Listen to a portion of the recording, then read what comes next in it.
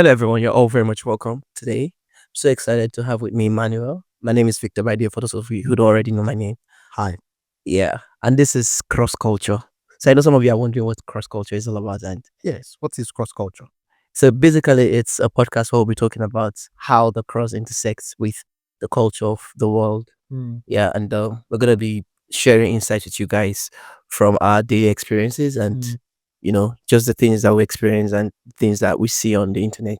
We'll be bringing godly perspectives to it. Yeah. More like giving a flesh or practical meaning to what Christian living is about Exactly. in a perverse world. Yeah, right. So you guys just watch out. It's going to be amazing. It's going to be mind blowing. And today, it's the new year, by the way. Happy New Year. Happy New Year. It's January 1st, and we're so excited Yeah. that 2025 is finally here. Like, Oh, yeah. really, really excited. I hope you're having a good time with your family, wherever you're watching from right now. I hope you're having a wonderful time. Yeah. So just relax. It's going to be an amazing, like, the video is entitled Don't Waste 2025. And here's how you're going to start the year right. So we're going to be sharing some tips with you guys about how you can start the year right and get things going. Yeah. I So- think one thing people always start with when they are starting a new year Yeah. is having resolutions. Right. Absolutely. Yeah. Did you have resolutions for last year, for example?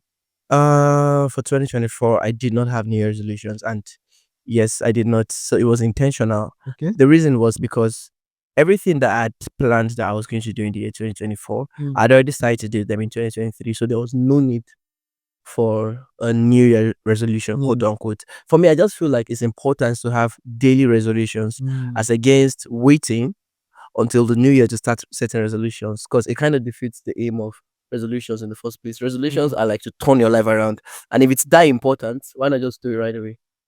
That makes sense. Mind blowing. But some other people say that when you start a new year, there's this feeling of finality to the end of last year. And there's this feeling of freshness and newness that you're entering a new year with. So why not start with new rules for yourself? Okay, that kind of makes sense. Yeah. That makes sense. I It's, think it's that's as though the the, idea. yeah, the new year comes with a bit of freshness. It's like new beginning, new hope. You probably have resolutions for last year. Or you probably were able to like fulfill a number of them, and then for others, it probably didn't work out. And now it's a new beginning, new energy. I mean, it's a good way to think about it. Like you have renewed hope, renewed strength, renewed energy. Let's fire. It's amazing. I think if you have sustained discipline to keep to your resolutions, there's really nothing bad in setting your resolutions as well. I totally agree. I remember, but there are some resolutions then when I was growing up, I made for myself. For example, when I was about 20, I said that the first car I would have as part of my resolution 1 year like that was that I was going to have a Porsche. I was going to Okay, you're gonna have a Porsche. A Porsche. I don't pronounce Porsche. I don't know. I think the Americans say Porsche. Who say Porsche? Who says okay? The Americans say Porsche. Then I can't remember who says Porsche. You Some know? people pronounce. And do you know that I had faith? That you're I gonna get. believed that the money will come to get a Porsche. But did you have a plan in place to get the To money? get it.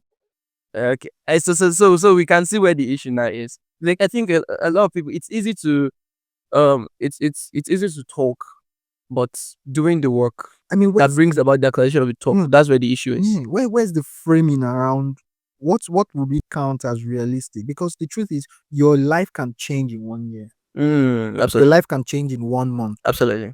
So is it always feasible or realistic? Do resolutions actually confine us at times where it prevents us from seeing how from desiring the miraculous, the desiring things that are beyond our imaginations? Do you feel that sometimes resolutions kind of restrict us from dreaming bigger than we should? I think the whole aim of resolution is to set realistic goals. Yeah, because I mean, in a bid to trust God for the miraculous, don't forget that the miraculous is like some sort of divine intervention. It's not an everyday thing. It's not. The believer was not created to live on the miraculous. Really? Yes, even though the life of a believer is a supernatural life, however, the reality of a believer is not supposed to constantly live in reality of the miraculous, because in Some people would disagree with that. yeah. I mean, some people might, but the actuality is, you would notice in scriptures, for instance, how that even in the life of disciples, or the apostles, or just any believer for that matter, you'd realize that they didn't live their lives dependent absolutely on miracles. Because miracles are it's like divine intervention. It's not something that there is daily providence, there is planning, there is working and trusting God, there is applying principles. The principle, for instance, of sowing and reaping. If you sow, you reap. You get. And then there's trusting God to bring the rain. There's trusting God to cause the harvest to be bountiful. However, constantly thinking and hoping that if you had planted something that should bring a certain amount of yield, and you're just constantly hoping that you're going to live because you claim you live in the miraculous, that it's going to be, the harvest will be like 200 fold. Even though realistically we know that it should be 100 fold, for instance. It's not, miracles happen, but not all the time. So let's not, personally, I would not say don't live your life dependent on miracles. My God. Because because here's the thing with miracles as well. I think that it's also of God's volition. True. You can trust him for miracles as much as you want, but he's the one that decides when he wants to give it. And it might come when you don't expect it. Exactly. You have to have something. You have to have an expectation within the bounds of reality. Yes. He's God to do what he wants to do at his own time. That's the point I'm trying to make. So I'm not against miracles. I'm a believer. I believe in miracles. Mind blowing. Yes, but I do not think that it's okay for believers to constantly live in that realm. Like, okay, I know there's nothing my God cannot do, but what plans do you have in place? For instance, when you said you were trusting God for a push, and I'm going to say fantastic. Amen. You will, my brother. You will. It's a fantastic expectation or imagination to have. Beautiful, and definitely God can do it. But the question I want to ask is, do you have any money saved towards it? What are your plans? What business are you investing in? What are the steps you're taking? Because even if God is going to cause a miracle to happen, he would usually do it through something that you're doing. Like, for instance, look at the story of the woman who the widow of the prophet. You remember that she had literally nothing at home. Zarephath. Or is it the widow of Zarephath? Which of them was it that had nothing? Okay, no, it was the widow of the prophet. Now, the widow of the prophet, what happened with her in her case is that she had a bowl of flour and just like a bottle of oil. And the prophet said to her that she should go and borrow jars from her neighbors and everything like that. And God multiplied that. The point I'm trying to make in essence is if God is going to bless you, he's going to work with what you're doing. True. Do you get it? It's not as though God is not going to bless a jobless person, for instance. Like, he might if he wants to, but he needs something to. So God needs something in your hands. that you're working with. Yes. To use to bless you. Like how God asked Moses. Moses was complaining and saying, there's a sea before us, a Red Sea. Right. And we can't cross the Red Sea. And God asked Moses, what's in your hand? And he said, oh, it's a rod. Exactly. And God said, stretch it over. Then point to the sea. Simple. So I think God needs something we are working with, right? Then he blesses it. Exactly. He never blesses us in a vacuum. He blesses us. He's a miracle worker, not a magician. Oh my God. Pastor Victor Moses, come on, Victor Moses, please attend his ministry. Victor Moses, Fire Ministries. My goodness. I mean, that's brilliant, really. So we need to put things in place if we trust God. Like, you trusting God for a miracle, beautiful thing, but have things going on, and then trust God that he's going to bless what you have going on. So that's why New Year resolutions are good. Yeah, they're good, actually. They are good. Yeah. So how do you begin to create and to commit to New Year resolutions? Is there a step-by-step process? Yes. So first thing I will say is, have a plan in place to invest in skills rather than just investing in resolutions or just writing things down. Oh, I'm gonna do this, I'm gonna do this, I'm gonna do this, I'm gonna do this. Like how I said I was gonna get a Porsche. Yeah, exactly. Which is a beautiful thing. I also said I was gonna get married immediately after uni. Okay. I mean, all this lofty, but they are very lofty dreams and resolutions that people write down. I'm gonna do this, I'm gonna do this. Beautiful, but the question is, do you have plans in place to do all these amazing things?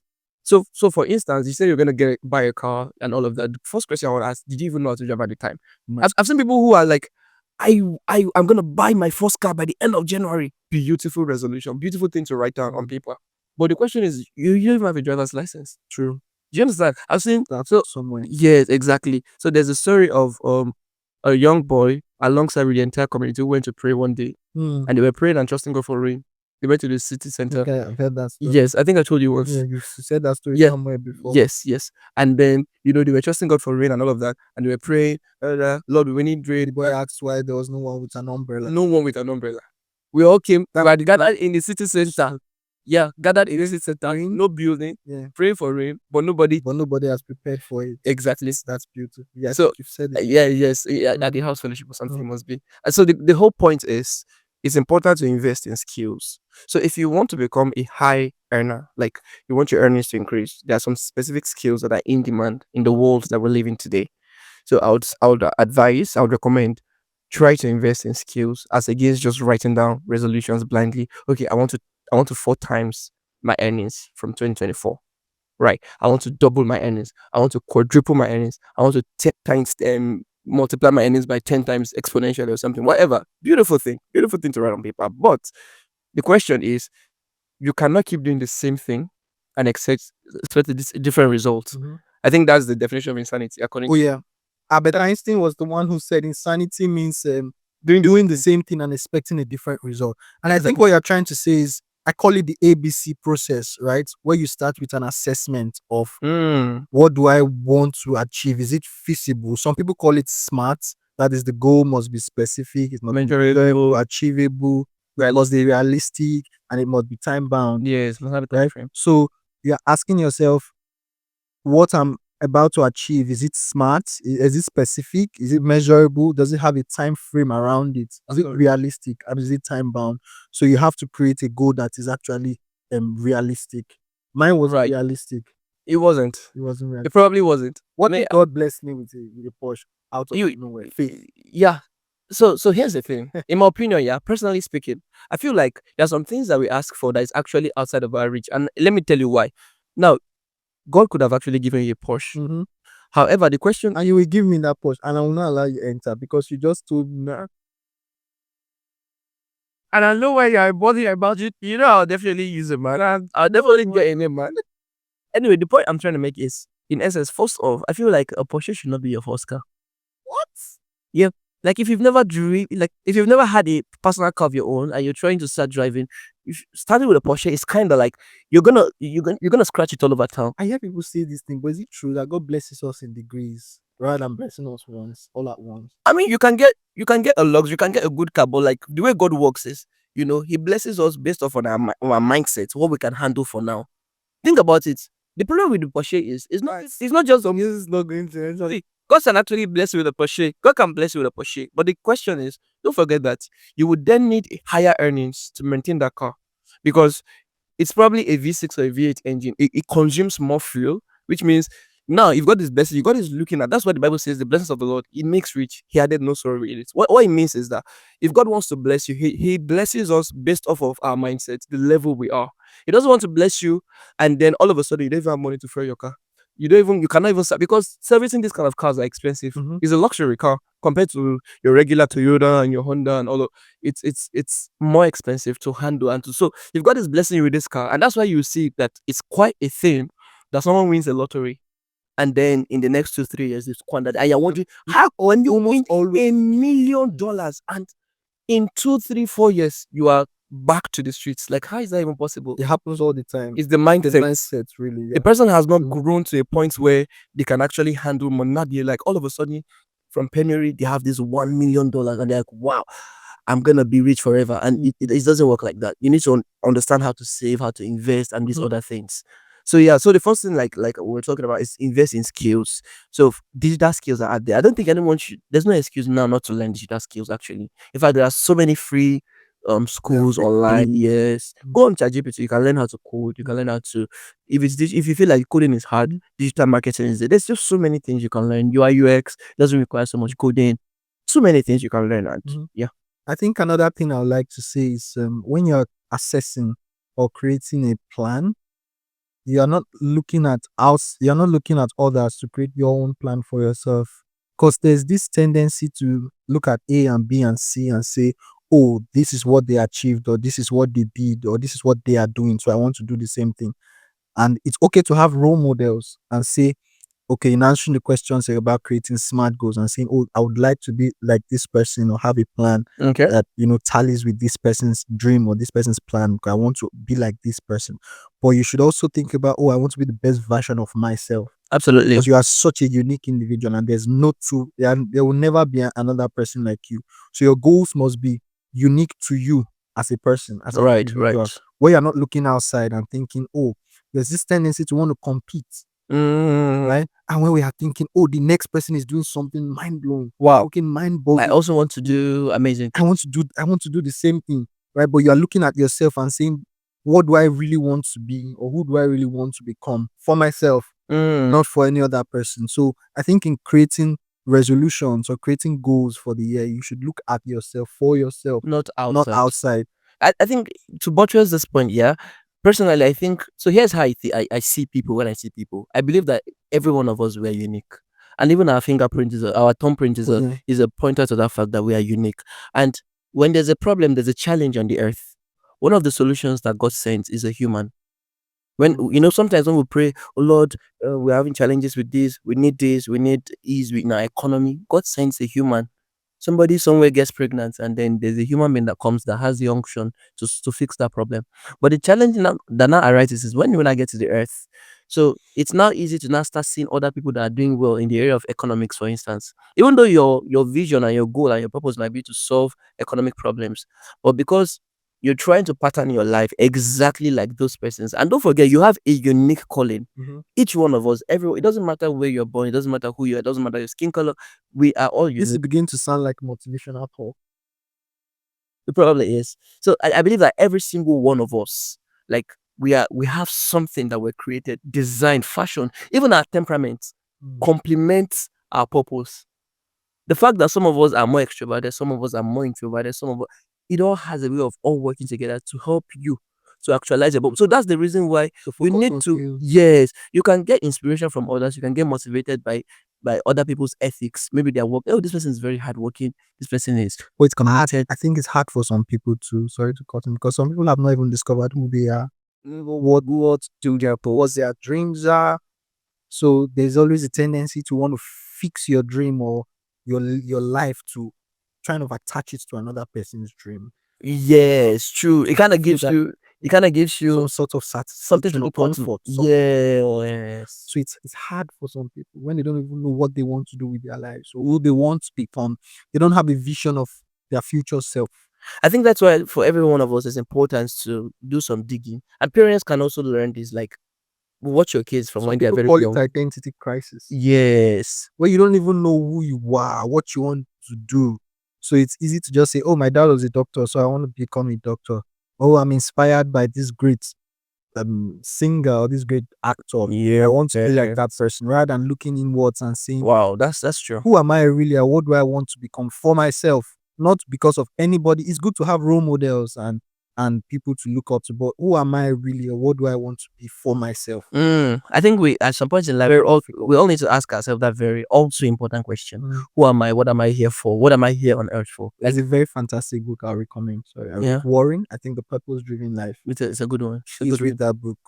Read that book. It's a 40, and that's even a good way to start the year. It's actually, the book was structured as a 40-day devotional. So you read one per day. It's a good way to start the year. If you can, check it. I think it's available on Amazon everywhere. It's a bestseller. It's an amazing book. Yeah, I think it's a good one for everybody. Yes, it will just help you to get to a place where you can ask the right questions, so that you can discover your purpose and walk in it. Because we do not need, as much as we absolutely love this amazing man of God, we need you. They cannot, because the truth of the matter is, if you're trying to be exactly like somebody else, people can tell, and they can. It's just it's not giving originality. It's giving fake. Yeah, just fake life. Yes. Oh no, we don't need. As much as I celebrate all these amazing men of God, beautiful, but there is something about you. There is something inherently unique about you. There's no two of you. There's just one of you, and one of one. The best version of yourself. Exactly. So this kind of brings this thought to my mind. I think your competition should be yourself.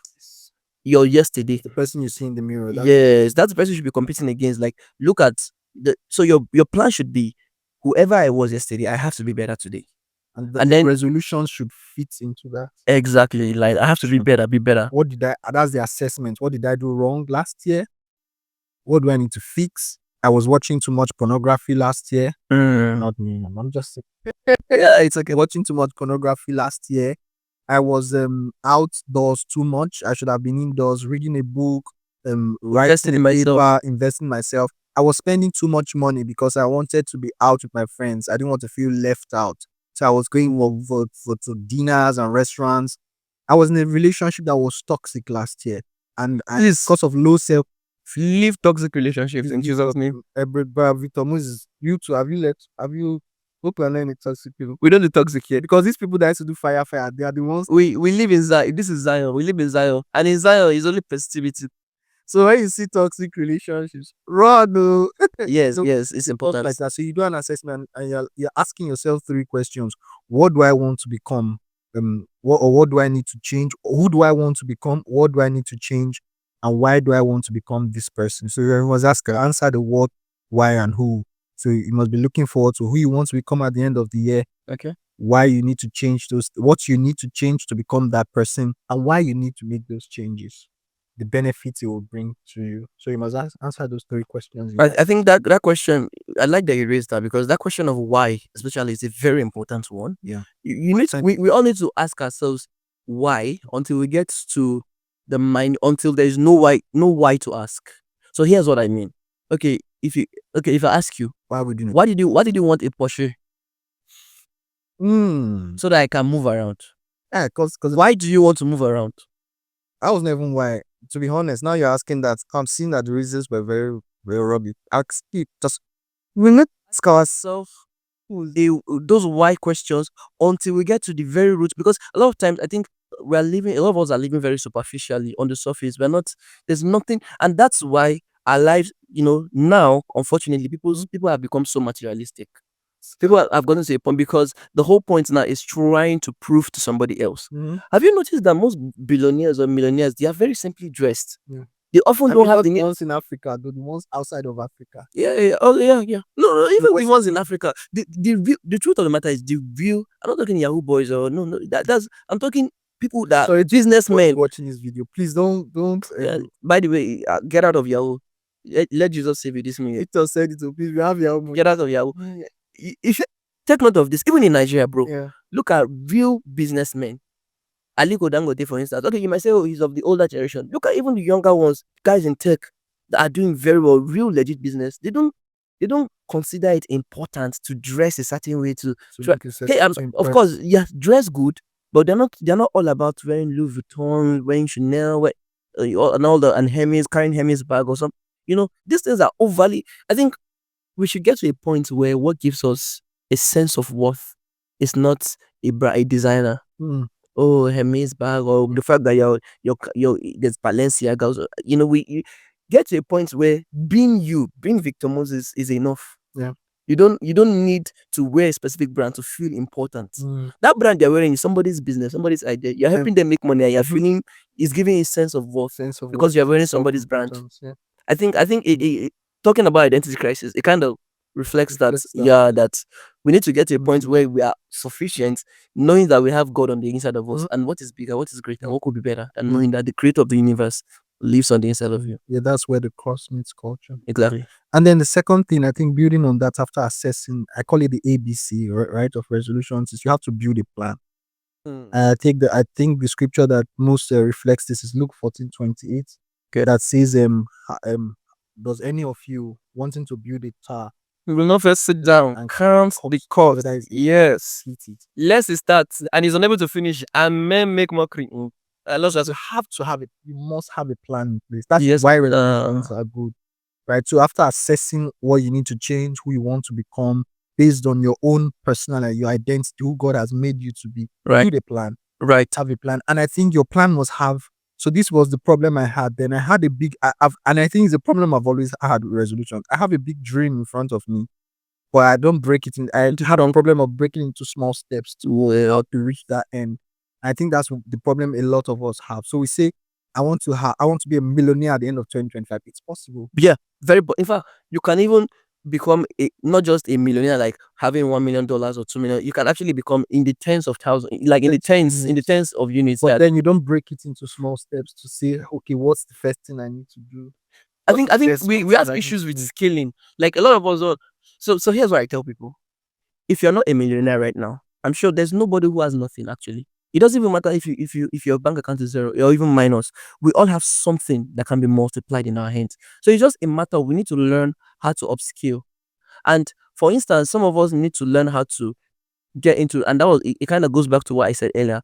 You need to learn how to optimize what you have going on. So if you need to learn new processes, new systems, something new, something to make it improve, because you can't keep doing the same thing and hoping that you can't keep earning. If your entire earning is capped at, for instance, $1,000, if that's what you earn in the entire month, for instance, how do you expect to become a millionaire if you don't invest at the end of the year? Yeah, I agree. Let me tell you, there is no way because it will be too.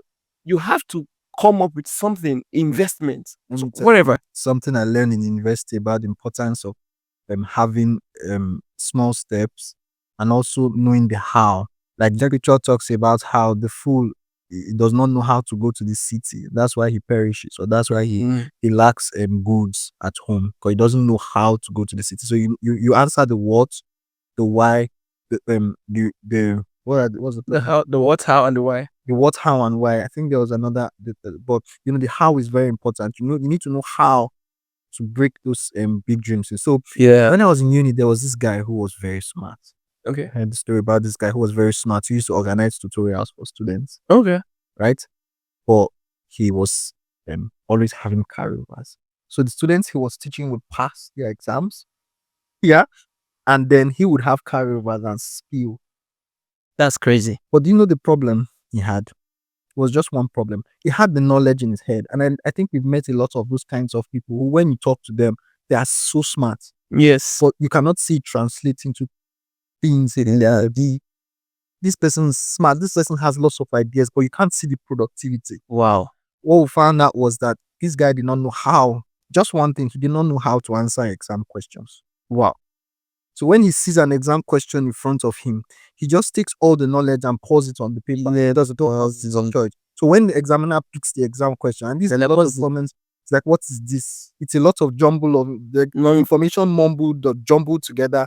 The examiner is unable to break it, and the examiner will not do that for you. Yeah, asking you A, you're saying B. You're just talking. You are giving lots of information, but it's not structured. It's not intelligently produced. Self-pedagogically produced. So the examiner just strikes it off and goes to the next script. Wow. And that person fails. That's crazy. But the person is teaching other people. Other people have little information, but they're able to structure it in an intelligent and see. Yeah. Anybody who picks up that paper can understand it and they pass. And I think we must learn the how. So we must find out what do I need to fix in my life to get to that point, to that big step. It might take a while.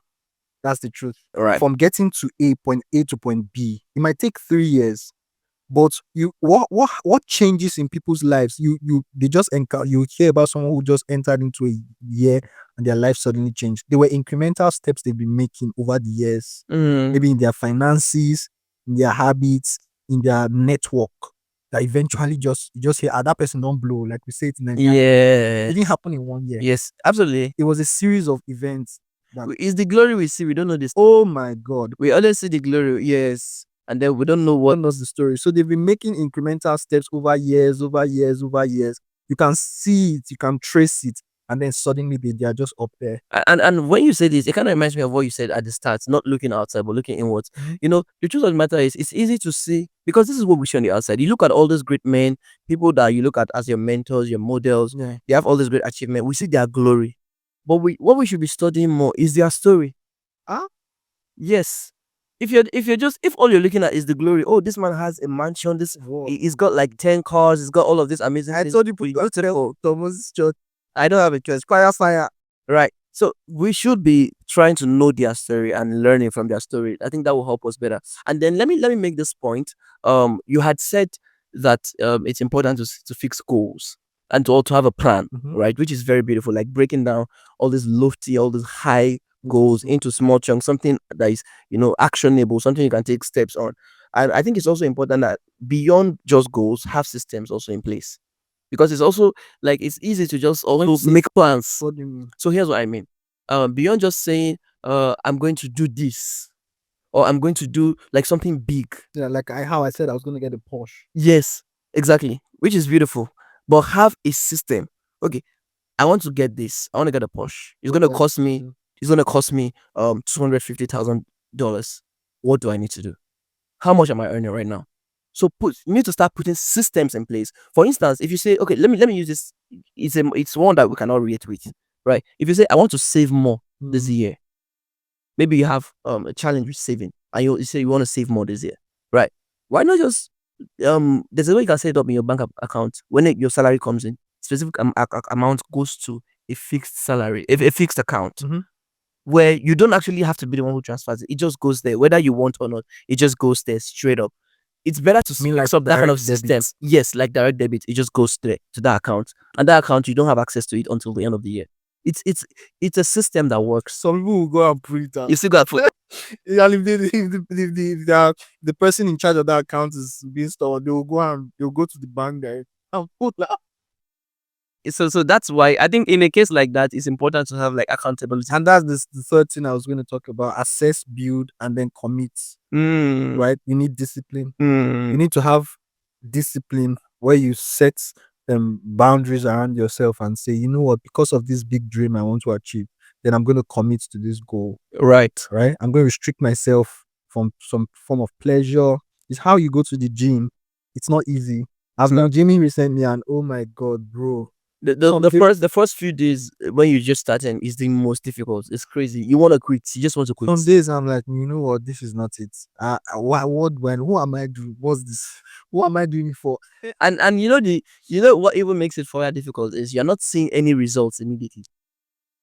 You look at you are gymming, but there's nothing on it. There's nothing yourself. The only result I was saying was body pain. I'm like, wait, these people who are big, how did they get there?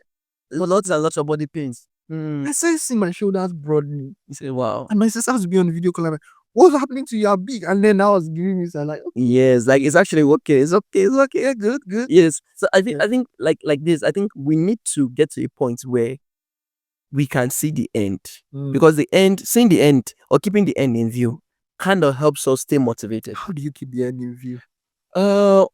So basically, if you've seen people who have actualized some things and you want to actualize similar goals, not necessarily the same, but something similar to what they've actualized, I think that can kind of, having mentors. Yes, people that can just, make you see, and you yourself, you know the benefits. For instance, if you're friends or a community who constantly remind you of your goal. Right. If you're currently broke, you know the things you've had to pass through. You know how miserable it is to be broke. And you don't want to continue living in that state. No. So your goal is, I want to get to a place where I'm financially independent. I can do the things that I really want to do. Do you understand? So that can actually keep you. But if you're not, I think the truth of the matter is a lot of us don't want it enough. If you want it enough, see, if right now it was said that you needed $100,000, you probably have $1,000, $2,000, $10,000 in your account right now. But if it was said that you need $100,000 in the next 1 year, or else you're gonna die, like, you will find it by every means possible. The fact of the matter is, we don't want it enough. Like, it's as though even if I don't make the 100,000, I'm not gonna die anyway. I'm still gonna be fine. No, you don't. If you want to think of it as though you're gonna die if you don't get this thing. Yeah. I think a lot of us, our goals are not that important to us. I think another reason why people are afraid to commit is frustration, right? How the scripture says, hope deferred makes the heart sick. Yes. And that's Proverbs, right? Where you've been committing previously and you're not seeing the results. The results. Yeah, I mean, that's also life. The Bible speaking says time and chance to them all. How do you hold on? For example, for people in Nigeria now where things are difficult, right, in country, and they've been committing to maybe saving, but now you have to pull out of your savings to even survive. How do you tell such a person? Collaboration. So here's what I mean by that. Community. Building a community and collaborating with people. I think so let me use the Nigerian context as an instance, right? I think for the longest of time, we have been wired to think that we have to be the sole owners of our business, and it shouldn't be like that. If you look at most businesses in the Western world, for instance, that work, it's not one man owned. In fact, if you really, really want to do something land breaking, something groundbreaking, something you want to be a trailblazer in whatever, you need to learn to collaborate with other people. So here's what I mean. If, for instance, you are into tech, you're a software engineer, beautiful, amazing. You know how to code, front end, back end, beautiful. You can do all these things. You're trying to be your marketer. You started this app. you coded the front end, you coded the back end. Good.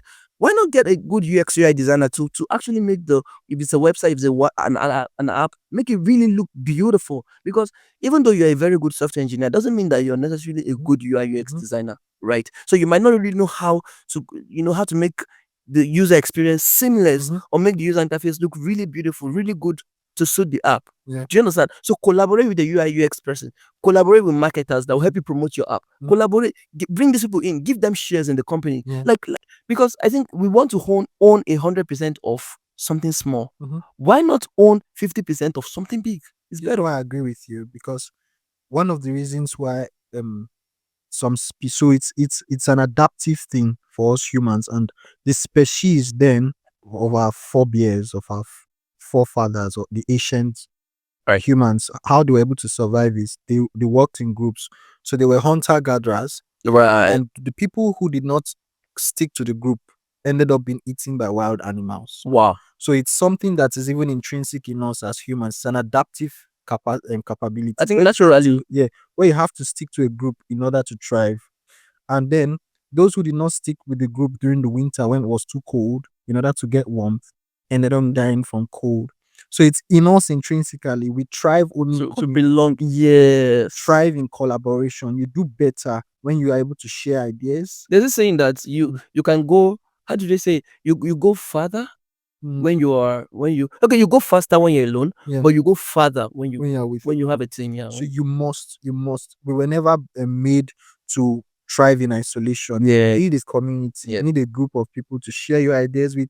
Is how they call it. There's something they call an alcohols community, AA community, right? Okay. Right, or a drug community, where if you are struggling with alcohol or drugs, you come together and you share about your experiences. Yeah. While sharing about those experiences, you are solving problem for yourself and for that you're helping other people. You are bonding, you are sharing problems. So I think collaboration is very powerful. Yes, very, very, very powerful. So and then you talked about commitment. So it kind of made me talk about this collaboration. And then I think it's also important to get to a place where we have accountability partners, right? It's important that you can be kept in check, and collaboration will help with that. Because now when you have a business, you're not the only one thinking of everything for the business. There are other people, there are stakes. Like I said earlier, I think a lot of times the stakes are not that high for us, and that's why we relax. If the stakes are really high, don't forget that a lot of people have invested money with you. A lot of people are working hand in hand. Don't forget that you have to pay salaries. People have to, so when you collaborate with other people and you have accountability partners who are asking, you said you're going to do this by the end of the month. What have you done concerning it? Oh, I've not. You know that you're going to report to these people. It will keep you in check. It will keep you focused on your goal, and it will help you to take action rather than just making plans on paper and not acting towards them. Okay, let me add this one last thing before it just came to my mind now. I think time management is important because if we don't manage our time properly, time is life. Like literally time. And that's why you would notice that people who are high performers in whatever field, millionaires, people who are good managers of they are good, they understand time, and they would rather pay for time than waste it. They would rather. And why do you think that rich men fly in private jets? Because they are trying to save time. Because so that's the mistake we make in Africa. Yeah, we think it's just luxury. It's not. They're like, it's so expensive. No, they're actually saving time, and with that time, they're able to make that money back. Exactly. That's it. So if you travel in a private jet, there's this. You don't go through the hustle bustle of the airport and all of that. Oh, trying to catch your flight, and then and your flight, you're making the money back. Your flight is getting delayed. Whatever is happening, and then all of that. When you fly in a private jet, you straight up can do whatever. The environment is. You're just the only one in your jet. You're cool. You can walk in a serene environment whilst you're traveling, and you know that you're getting there in time. Going for a business appointment, going for the meeting, the conference, whatever. You're delivering. Your head is like, you don't have to. You don't really suffer so much jet lag when you travel in a private jet compared to commercial, because it's just a lot of, the travel time is even faster. It cruises at a higher altitude. So I think it's important we learn effective time management. It will really, really help us. Right, this 2025, we're not wasting time, guys. We're not wasting 2025. Yes, we're just giving you a breakdown, hopefully that helps us and helps you. Yes, the ABC of following through on New Year resolutions: assess, build a plan, and commit to it. And of course, part of commitment is collaboration, and also managing your time properly and following through with discipline. Yes, absolutely. That's a D. I love that you added it. Oh yeah, there's a D now. Yes, discipline. Be disciplined. A, B, C, and D. And D. Be disciplined. It's just that's just it. And discipline is not supposed to be that hard if you have accountability partners. It's not supposed to be. You know, one thing I've seen with discipline is it's easy to be indisciplined when you are in isolation. True.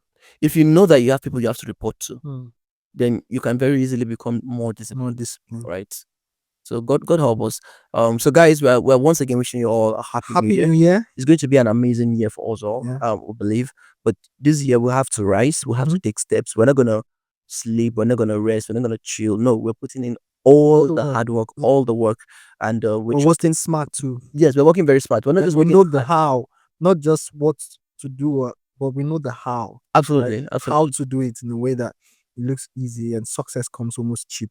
Yes, and then we can then trust God to multiply. You know, like Paul would say, "I planted, Apollos watered, God gave the increase." So we're gonna have to put in our own trusting God for grace, but we must do our part. Yes, right. And yeah, and when I get the Porsche, like I said, Moses is not gonna get into my, because he does not believe in my miracle. You don't know what I asked God for. Maybe I asked God for a Lambo or something, you know.